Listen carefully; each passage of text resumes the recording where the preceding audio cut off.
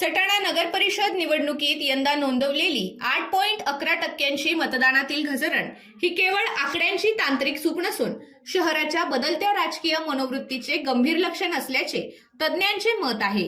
9 वर्षांनंतर होणाऱ्या या निवडणुकीत अपेक्षित उत्साह दिसला नाही। विशेष म्हणजे पाणी पुरवठा, रस्त्यांची स्थिती, बायपासचा प्रश्न व वाढता भ्रष्टाचार या तातडीच्या विषयांनी गेल्या काही महिन्यात शहराला अक्षरशः ढवळून काढले होते। राजकीय निरीक्षकांच्या मते मतदानातील घसरण सर्व प्रभागांमध्ये समान नव्हती। काही प्रभागात मतदान स्थिर राहिले असताना काही ठिकाणी लक्षणीय घट आढळून आली। त्यामुळे ही घसरण एकूणच सर्वसमावेशक असंतोषाचे प्रतिबिंब नसून जाणीवपूर्वक टाळलेले मत असेही चित्र निर्माण झाले आहे। तरीही नगराध्यक्षपदाचे दावेदार मात्र विजयाचा दावा ठोकत राहिल्याचे दिसून आले। मतदारांच्या मनात एक विचार वारंवार व्यक्त होत असल्याचे ऐकू आले, सगळे सारखेच, निवडणूक झाली म्हणून मत द्यायचंच असं नाही। यावेळच्या प्रचाराच्या शेवटी जातीय समीकरणे अत्यंत आक्रमकपणे पुढे आली।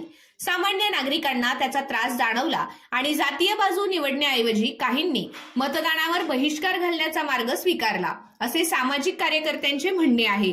निवडणूक पूर्व काळात वाढलेल्या जेवणावळी, उघडपणे होणारे पैशांचे वाटप या चर्चांनी मतदारांमध्ये स्पष्ट नाराजी पसरली। शहर विकत घेण्याचा बाजार दिसतोय, मग आमचं मतदान काय ठरवणार, अशी भावना अनेकांनी व्यक्त केली। पैशांच्या हस्तक्षेपामुळे मतदान प्रक्रियेवरील विश्वास काही केंद्रांवर ढासळल्याचेही दिसले। या निवडणुकीत सगळ्यात जास्त अपेक्षा तरुण मतदारांकडून होती, मात्र हे तरुण सोशल मीडियावर अधिक सक्रिय राहिले, पण त्यांच्या बदल हवा आहेच्या घोषणेला मतदानाच्या आकड्यांमध्ये रूपांतर मिळाले नाही। राजकीय विश्लेषकांच्या मते तरुणांचा मतदानात न येणे हा भविष्यातील नेतृत्वासाठी इशारा मानायला हवा। तज्ज्ञांच्या मतानुसार 8.11% मतदान घटीचा हा आकडा निव्वळ तांत्रिक नाही, तर निकालाची दिशा बदलू शकणारा निर्णायक घटक आहे। कमी मतदानामुळे संघटित गटांचे वजन वाढते। काही प्रभागात सायलेंट वोटिंग अनपेक्षित उमेदवाराला लाभदायक ठरू शकते। जातीय ध्रुवीकरणापासून दूर राहिलेल्या मतदारांनी घरी थांबण्याचा निर्णय घेतल्याने पारंपरिक समीकरणांमध्ये मोठी हालचाल होण्याची शक्यता आहे।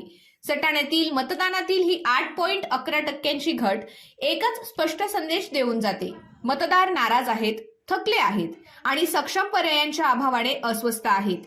आता या मतदार नाराजीचे राजकीय गणित काय वळण घेते हे 21 डिसेंबरला होणाऱ्या निकालात स्पष्ट होईल। मात्र तज्ज्ञांच्या मते ही घसरण मोठ्या उलटफेराची पायाभरणी ठरू शकते।